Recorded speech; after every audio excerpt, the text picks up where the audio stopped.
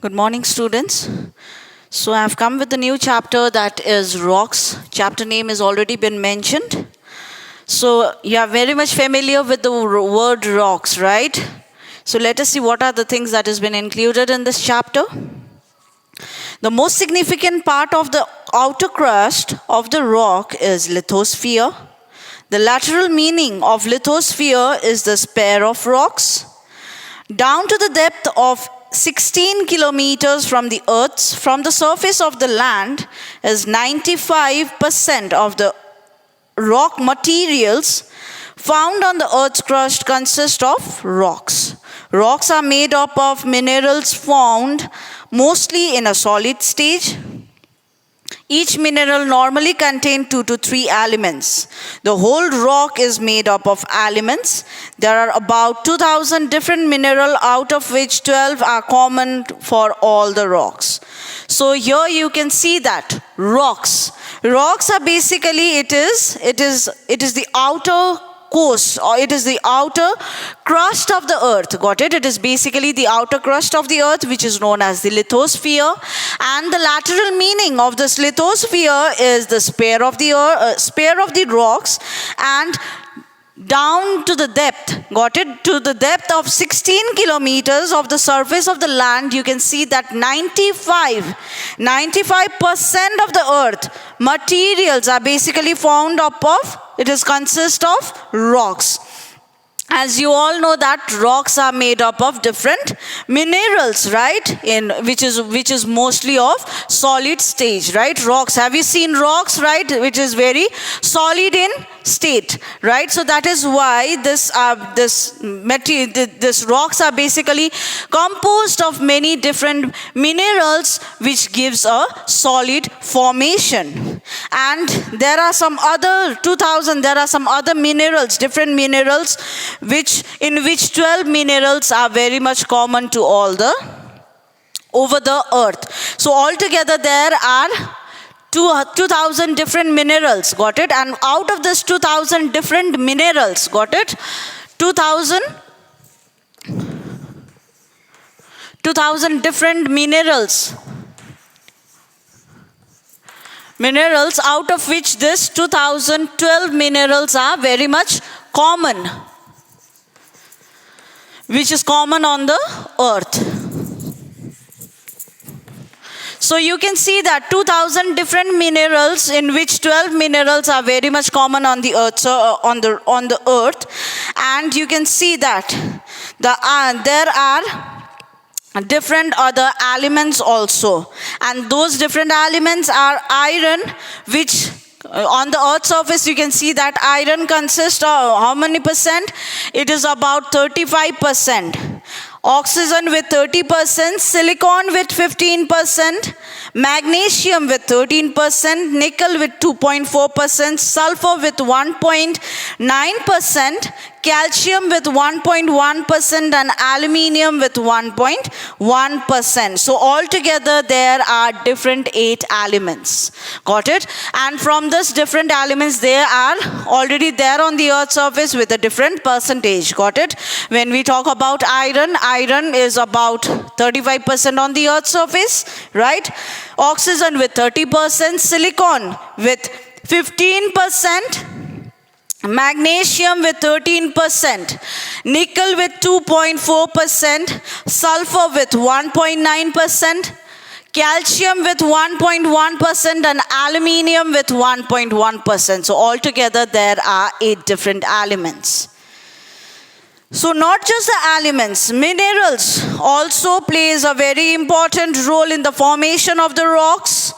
Minerals are chemical substances formed in nature, which may either be element or components. So here minerals plays, whenever these rocks are been formed, when it has been formed, that has been formed with the different composition of the minerals. And how can we define minerals? Minerals are chemical substances. Got it? It is a chemical substances found in the nature, which is already there on the nature, whether it can be in a element, whether it can be in a nature of element or it can be in a components. So following are some of the different element groups. So there are some of the different element groups with the formation of these rocks, which plays a very important role in the formation of these rocks are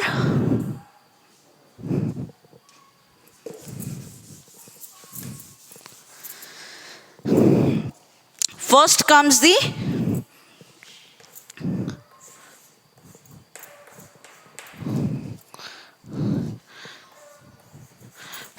first comes the silicons, got it?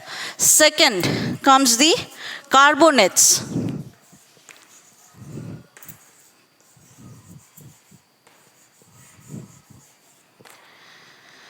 Third comes the sulfate.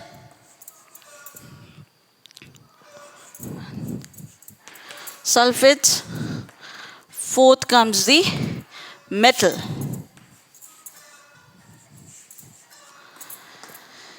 So these are the different forms of minerals. These 4 minerals plays a very important role in the formation of rocks. So these 4, they have a different characteristics in the, they plays a very different kind of roles. Each elements, they have a different kind of roles in the formation of the rocks.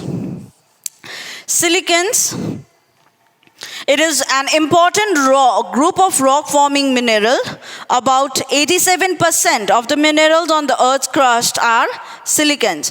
So, silicon is said to be one of the important, it can be said as one of the very important minerals while the formation of the rocks has been taken place, and of about 87% of this mineral is been used in the formation of this rocks. The most outstanding mineral in this group is quartz, filter, and ferromagnesium. Quartz is composed of 2 elements, that is silicon and oxygen, which together form carbonate of lime. So within the silicon, there are 3 formation of the minerals that has been taken place, that is quartz, filter, and ferromagnesium. So when we talk about quartz, it is the combination of 2 elements, that is silicon and oxygen. And Flitzen is one of the most abundant of all the silicon. It is very weak mineral. So Flitzen is one of the, abundant minerals, but it is a very weak mineral as it has been described. Ferromagnesium is formed when silicon and oxygen combine with iron and magnesium. So ferromagnesium is composed of 2 elements, that is silicon and oxygen. When it gets combined with iron and magnesium, then the formation of this ferromagnesium has been taken place. Second comes the carbonates. This group of minerals is very much susceptible to chemical weathering and erosion in humid areas. Calcates is a very important mineral in this group. It is white in color but often shades to gray, yellow, pink, brown, etc. due to mixture. So carbonate is also said to be a mineral which plays a very important role in the formation of rocks. But this carbonates is basically taken place when the chemical weathering or the erosion agents, they play an important role in the formation of this carbonates, understood? And there is one element in this group is like calcates, which is white in color. Generally it is white in color, but often it shades their colors. It can change their color to gray, got it, yellow, pink and brown when some admixture is been taken place. Sulfates, minerals of sulfate class are sulfur, compounds of metal and are rock forming minerals of many deposit of non-porous metals. So sulfate basically it is made up of sulfur compounds. Got it? It is made up of sulfur compounds, and forming of a rock minerals it plays as a deposit of a non-porous metals. Last comes the metals. The earth's crust consists of large number. It consists of large number of metals. When metals like iron, aluminium, etc. reacts as atmospheric oxygen, they form metal oxides, which are commercially important. So, whenever the formation of the rocks has been taken place, I have already mentioned that minerals plays a very important role in the formation of rocks, and as well as even the metals also plays a very important role in the formation of rocks. That is why metals like iron, aluminium, they play a very important role in the formation of rocks. So when we have to define rocks, when we just have to define the word rocks, rock may simply be defined as all the materials which forms the crust of the earth, whether hard like granite or soft like clay, gravel or sandstone. So, when we have to define rocks, got it? Rocks can simply be defined as those materials, got it, as those materials which is there on the earth's crust, and whether it can be a hard like a granite or it can be a soft like a clay, gravel and sandstone. Got it? So this is the it is a typical definition of the rocks. So you all know that rocks, it has a classification, right? Rocks has 3 types of classification. When rock has to be defined, there are 3 types of classification of the rocks. That 3 types. 3 types of rocks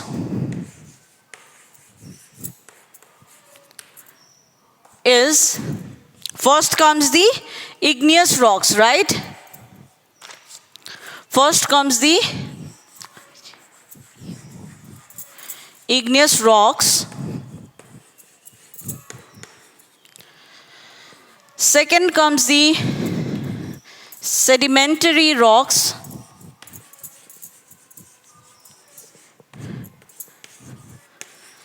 Second comes the sedimentary rocks. Third comes the metamorphic rocks.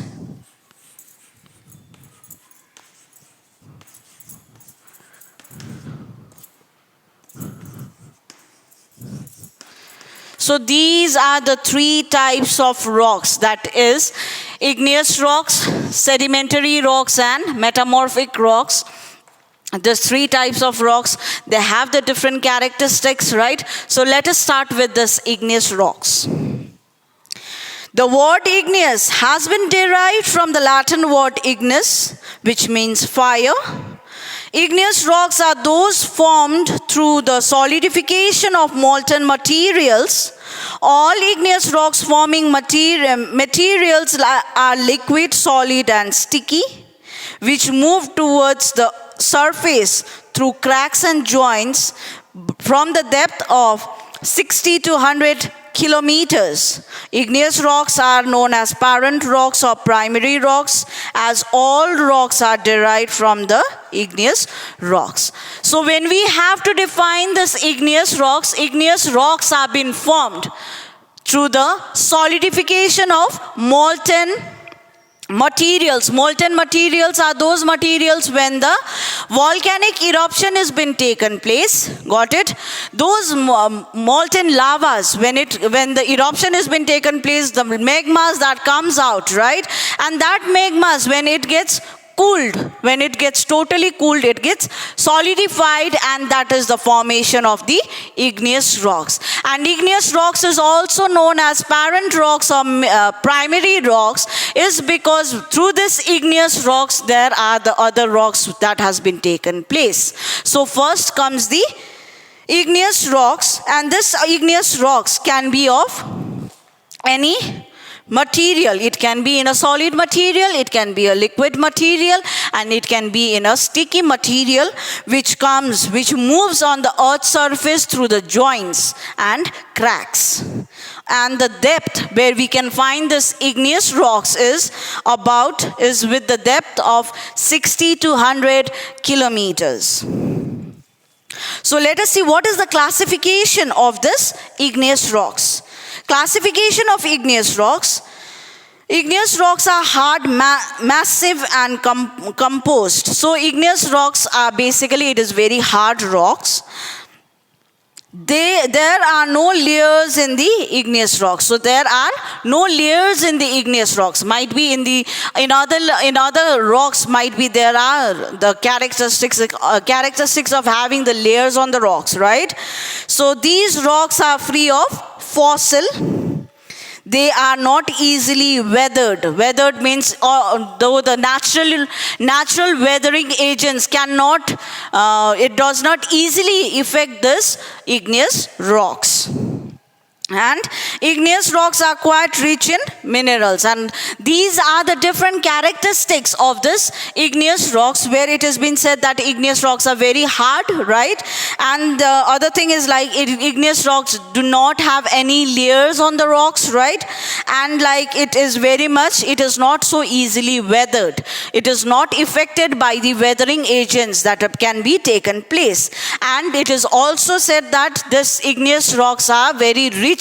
It is very rich. It is quite rich in minerals. In the composition of minerals, this igneous rocks are very rich. So next comes the sedimentary rocks. So let us see what is there in the sedimentary rocks. Although 3/4 of the earth's surface is covered with sedimentary rocks, they make up only about 5% of the volume of the earth's crust. In other words, sedimentary rocks are not as important as igneous rocks in depth of the earth. They are widespread to their extent. So, although 3/4 of the earth's surface is been covered by the sedimentary rocks, but it only covers with percentage of 5% on the earth's crust. And it is the sedimentary rocks, got it? The sedimentary rocks are not as important as igneous rocks because it is widespread and to their extent. Sedimentary rocks are formed from those material which are deposited at favorable site by agents of denudation such as river, wind, glacier, and sea waves. The deposited material is known as sediments, and the rocks thus form the sedimentary rocks. So you can see that the sedimentary rocks is not that important as the igneous rocks. Got it? Because the formation or the percentage that is already available on the earth's surface, the sedimentary rocks is just about 5%. Got it? And the sedimentary rocks are composed of the different agents, got it? Denudation agents, that is weathering agents. So basically this sedimentary rocks are basically formed in the riverbank areas where the different agents are, where the different natural weathering agents can be taken place. They are very much active, got it? In those cases only, in those places only we can find the sedimentary rocks, and the sedimentary rocks are formed with the deposition of different materials. Got it? With the deposition of different materials, the sedimentary rocks are to be formed. Two outstanding examples of the sedimentary rocks are those of sandstones and chalk. Sandstone are made up of grains of sand which is solidified, cemented, and composed into rocks. Chalk are also made up of millions of living calcium carbonate, which gives a formation of the chalk. So the best example of this sedimentary rocks are, first is what? It is sandstone, right? The sandstones are formed through the deposition of sands, and that sand, when it gets solidified, it turns into a sandstone. And at the same way, this chalk is also made up of millions of calcium. Got it? It is made up of million of calcium carbonate. Calcium does not mean that you'll have it for your healthy bones. This is not meant for that. Got it? So the sedimentary rocks, there are two examples, that is sandstone and chalk. These are the two examples. Now let us see what is the characteristics of this sedimentary rocks. So when we talk about the characteristics of the sedimentary rocks, all sedimentary rocks are formed in layers or strata and are known as layered or stratified rocks. So you can see that in igneous rocks, it has been mentioned when we read about this igneous rocks classification or this characteristics, we have read that igneous rocks do not have layers in it. So at the same time, when we compare with the sedimentary rocks, they have a layers in it. Got it? It has a layers. So that is also one of the characteristics of this sedimentary rocks. They have ripple marks left by water. So when the water, basically the sedimentary rocks are found in the riverbank areas. So flashing of the water when the river flows, got it, at when this rock has been heated again and again with the flow of the water, what happens? It breaks down.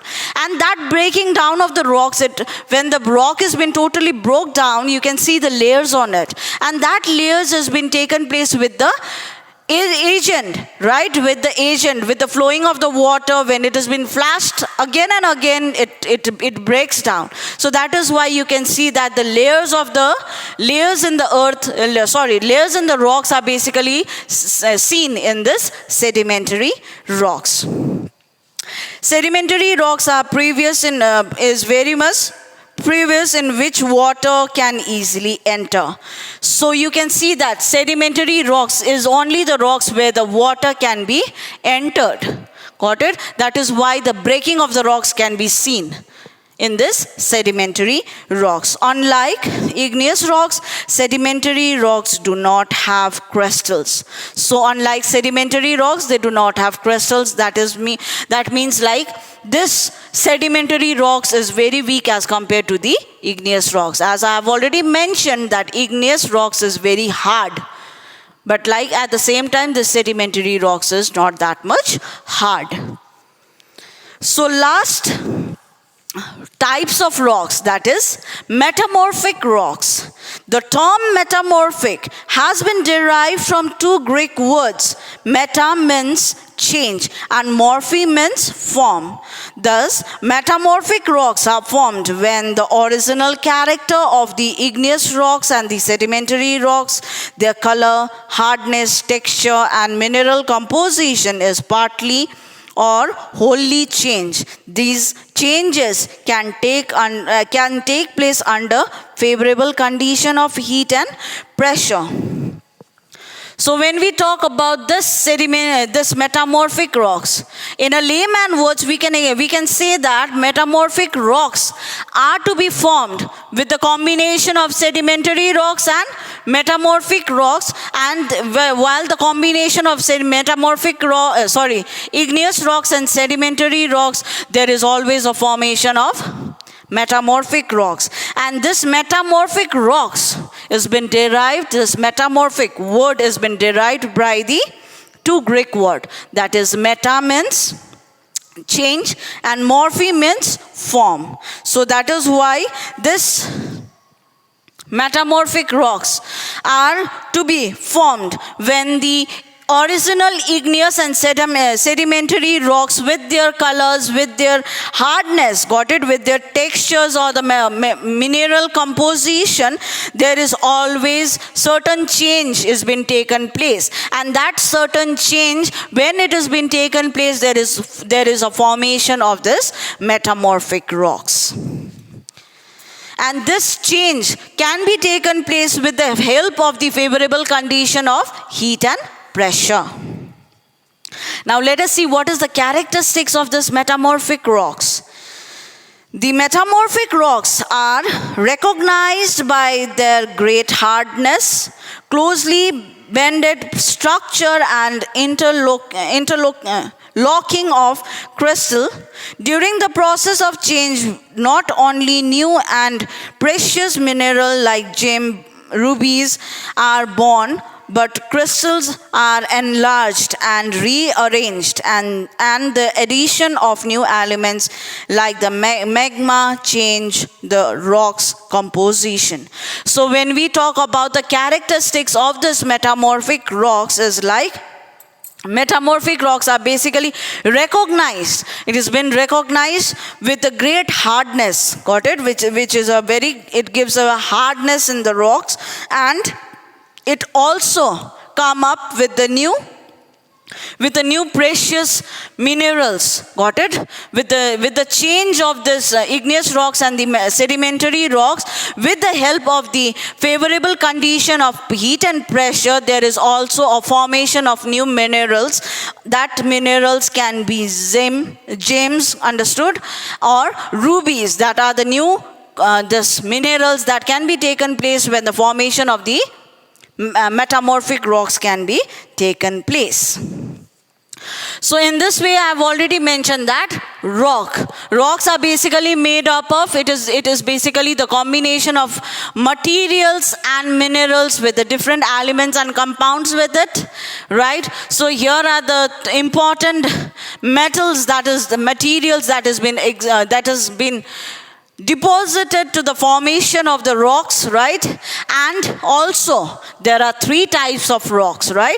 That is igneous rocks, sedimentary rocks, and metamorphic rocks. And besides this, there is also one more thing, that is rock cycle.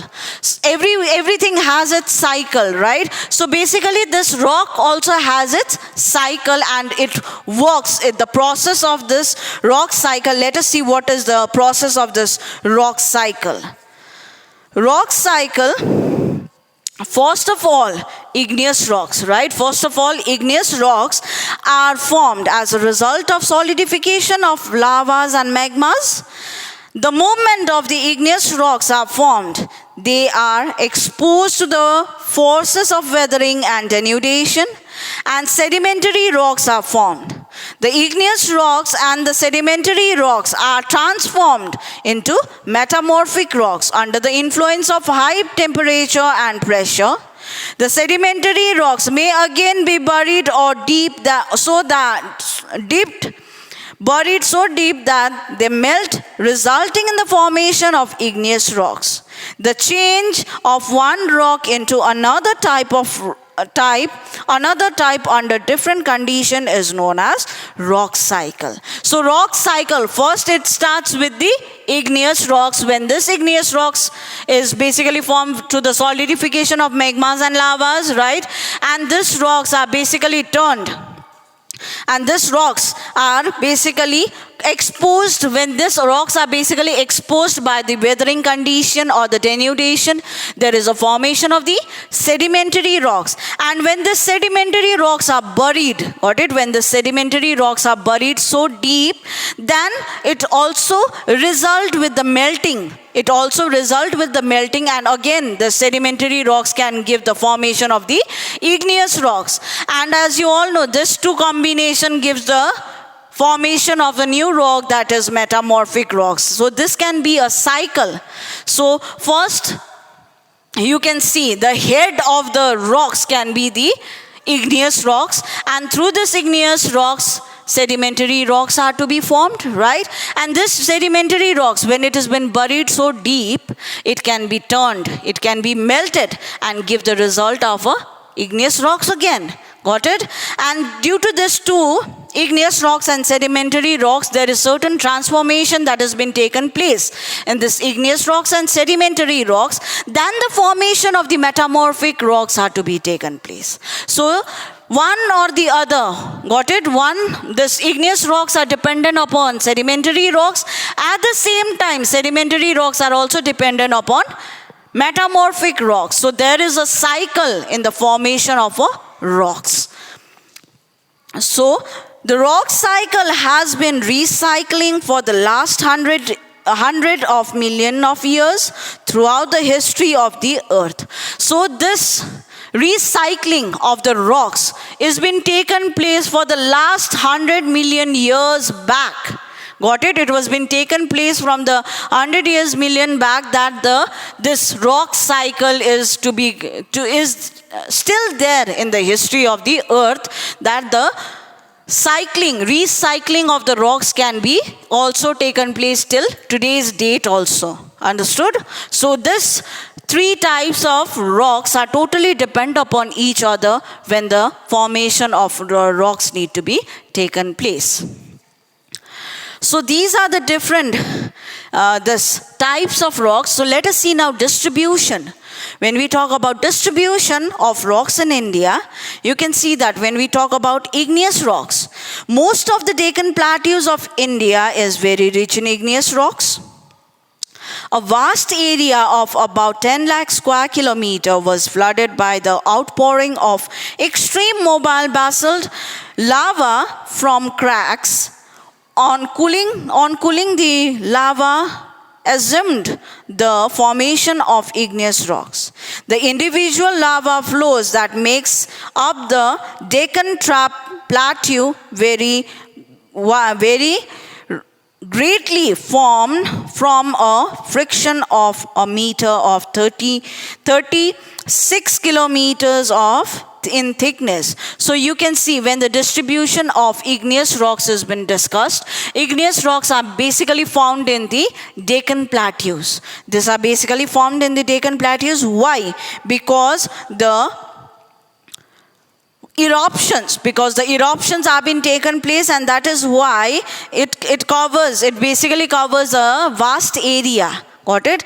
This Deccan Plateau, it covers a very vast area of about 10 lakh square kilometers. So that is why when the eruptions or the volcanic eruptions are to be taken place, and when the magmas and lavas, when they solidify, the formation of the igneous rocks can be taken place. So in India, you can see that we can find this igneous rocks in a very large number in the area of Deccan Plateaus.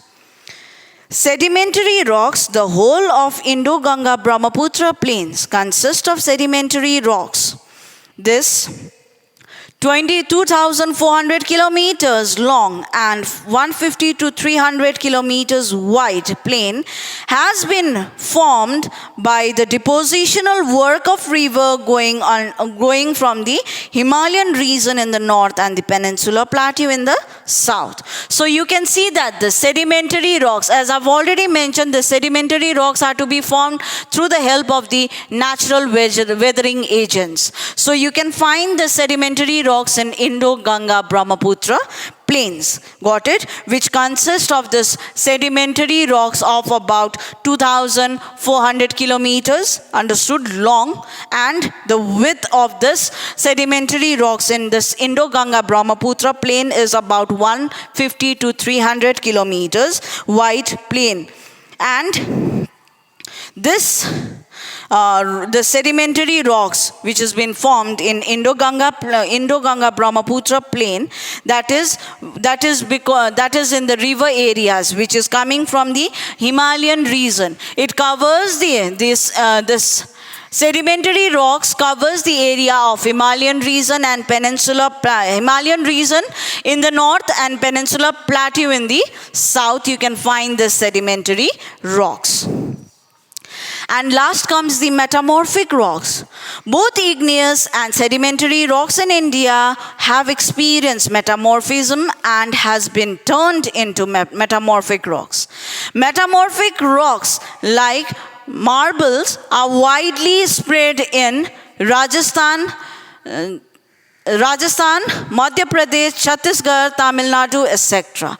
So you can see that this metamorphic rocks, as we all know, this metamorphic rocks is the combination of two rocks, that is igneous rocks and sedimentary rocks, where they have experienced with the combination, with this both combination of igneous rocks and sedimentary rocks, there is a formation of this metamorphic rocks, and this metamorphic rocks are basically found in the area of Rajasthan, Madhya Pradesh, Chhattisgarh and Tamil Nadu. So these are the places where you can find this metamorphic rocks. So rocks, this chapter is very easy, right? You have done this chapter from the junior classes also, this rocks.